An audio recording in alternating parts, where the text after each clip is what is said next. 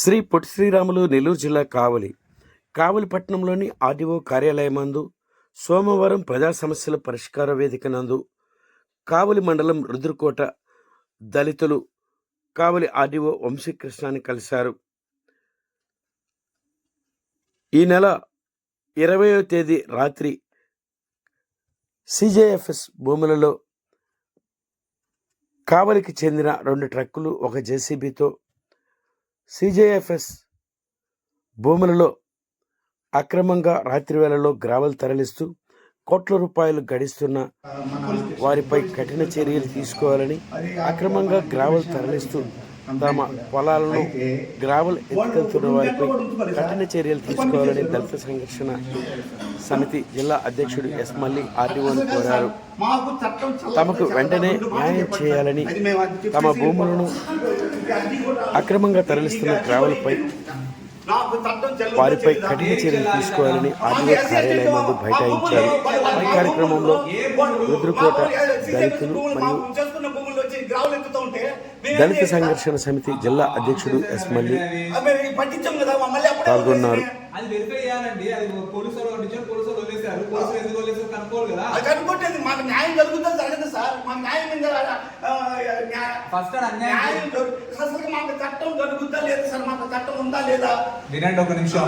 మాకు పరిధి ఉందా లేదా సార్? ఇప్పుడు అక్కడ వెరిఫై చేయాలి కదా, వాళ్ళు ఎందుకు వదిలేశారు పోలీసు వాళ్ళని. ఎందుకు సార్ ఎందుకు వదిలేశారో కనుక్కోవాలి కదా.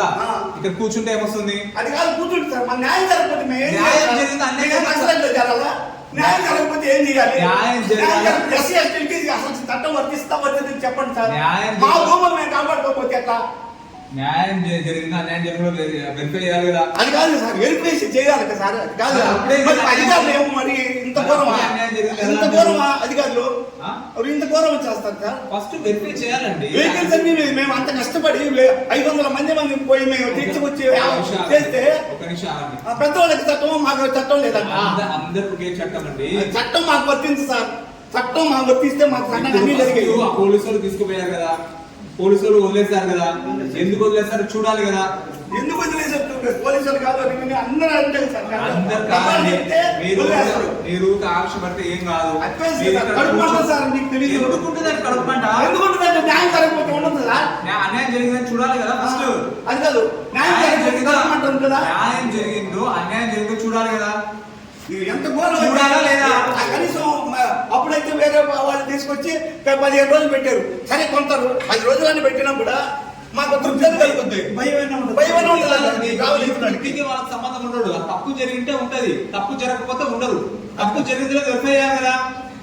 కనీసం అంత కష్టపడి మేము తీసుకొస్తే మీరు కష్టపడ్డారండి. ఆడ తప్పు జరిగిందో వెరిఫై చేయాలి కదా. తప్పు జరగకుండా పెట్టలేదు కదా. ఎందుకు వెరిఫై చేయకుండా మీరు తప్పు జరిగింది కూర్చుంటే చేయాలి సార్. కాదంటం లేదు. వాళ్ళు వెరిఫై చేయకుండా మీరు అన్యాయం చేశారు కూర్చుంటే మాకు చట్టం చెల్లద్దా చెల్లుదా చెప్పండి. అలాగే అంటారండి. చెప్తున్నాను మీకు కానుక కూడా రాము సార్. చట్టం చెల్తాయా మీకంటే మేము మీకు కానుకోటి రాము. ఇదే సార్ దాని మీద ఖచ్చితంగా మీరు యాక్షన్ తీసుకోవాలి సార్. మరి ఖచ్చితంగా యాక్షన్ తీసుకుంటామండి. మీరు ఇచ్చారు అది ఇప్పుడు వెరిఫై చేయాలి కదా. చేయాలి సార్. కాదు కడుపు మండుతుంది. ఇక్కడ కూర్చొని ఉంటే ఏమొస్తుంది మీకు? కడుపు మండుతుంది సార్. ఇది చూపిస్తారండి. ఇది నేను పాయింట్స్ వాళ్ళతో మాట్లాడాలి. వాళ్ళకి ఎంతవరకు పర్మిషన్ ఉందో చూడాలి. ఆ సర్వే చేపియాలి. దానికి ఫస్ట్ మీరు ఆ సర్వే ఎంతవరకు వాళ్ళు ఎక్కడ దాటాలో చెక్ చేపియాలి. అవన్నీ ఒక్క నిమిషం. అది సీజే ప్లాన్స్ అవి మా ఎస్సీ ఎస్టీ కరెక్టే. చెక్ చేయాలి కదా. ఫస్ట్ చెక్ చేయబట్టే వాడు వెళ్ళిపోయినా అవి చెక్ చేసి తక్కువ ఉండాలి కదా. వాడు కనీసం నిన్ను అది వెరిఫై చేయాలి కదా. పోలీసులు ఎందుకు వదిలేస్తారో నాకు తెలియదు కదా. అడగలేదు కదా వాళ్ళు. మళ్ళీ పోలీసులతో వెరిఫై చేయాలి కదా. ఇచ్చిన సార్ కాదంటలేదు సార్. మరి సార్ ఈరోజు గ్రీవెన్స్ డే సందర్భంగా మేము రుద్రపాట గ్రామ పెద్ద అయినటువంటి గోపాలు, గోపాలు మేమందరం కూడా వెళ్ళి పెద్ద మనుషులు సార్ మేము 3 రోజుల క్రితము రుద్రపాట గ్రామంలో మా 350 ఎకరాలు ఉన్న CJFS ల్యాండ్స్లో కావాల్సి సంబంధించిన ఈ గ్రావులు మాఫియా వాళ్ళు ఏమన్నా రోడ్డు వేసి దానికి తీసుకొచ్చారు సార్. గ్రావులు కానీ అమ్ముకుంటున్నారు. వాళ్ళు కోట్ల రూపాయలు గడిస్తున్నారు. ఆ రియల్ ఎస్టేట్ వాళ్ళకి అమ్ముకొని తీసుకుంటున్నారు. దాని మీద మేము మా భూములన్నీ సర్వనాశనం అయిపోతాయి సార్. ఆ భూమే మాకు ఆధారము. ఎట్టి పరిస్థితుల్లో ఆ భూమి లేకపోతే మాకు తిండి లేదు ఏమీ లేదు సార్ అని చెప్పాము. ఇప్పుడు వాళ్ళు తీసుకొచ్చి మేమందరం కూడా గ్రామస్తులు అందరం కలిసి 500 మంది మేము ఆ వెహికల్స్ అన్నీ ఆ వాహనాలన్నీ తీసుకొచ్చి హ్యాండ్ ఓవర్ చేస్తే వాళ్ళు గంట కూడా ఉంచుకుంటే 2 గంటలకల్లా వదిలేశారు. ఇది ఎంతవరకు న్యాయము? మేము చట్టం అంటే ఎవరికి భయం ఉంటుంది? ఇప్పుడు గ్రావులు ఎత్తి కోట్ల రూపాయలు గడించే ఈ మాఫియా మా మీద రుద్రకోట మీదే పడిపోయినారు వాళ్ళందరూ కూడా. రుద్రకోట గ్రావులు అన్నీ కూడా చాలా బాగుంటుంది కాబట్టి అదంతా అమ్ముకొని కోట్ల రూపాయలు గడించవచ్చు మనస్తత్వం వాళ్ళది. కాబట్టి ఆ మనస్తత్వానికి ప్రభుత్వం అధికారులు కూడా అలాగుంటేట తప్పకుండా మాకు న్యాయం జరిగేంత పోరాడతాము.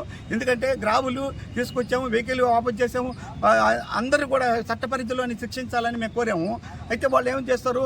ఈ విధంగా చేయటం అనేది అన్యాయం, దుర్మార్గం సార్. చట్టం అందరికీ వర్తిస్తాలే.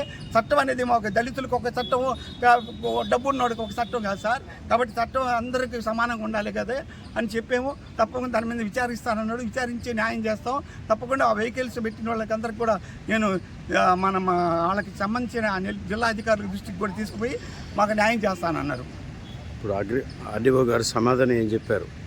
ఆర్టీఓ గారు అదే సమాధానం చెప్పాడు. సమాధానం ఏంటంటే అది దానిపైన నాకు తెలియదు, విచారించి తప్పకుండా దాంట్లో ఉన్నటువంటి వెహికల్స్ అన్నీ కూడా మళ్ళీ వాపసు తీసుకొచ్చి చట్ట పరిధిలో వాళ్ళకి ఫైన్ వేసి జియోలజీ వాళ్ళకి సంబంధించిన మైనింగ్ వాళ్ళకి తీసుకొచ్చి వాళ్ళ పరిధిలోనే విచారించి వాళ్ళకి ఫైన్ వేసి చేస్తాము. తప్పకుండా దాని న్యాయం జరిగేంత వరకు చెప్తా అన్నాడు. ఆ భూములు ఎవరి చెప్పింది ఎన్నిసార్లు చెప్తారు?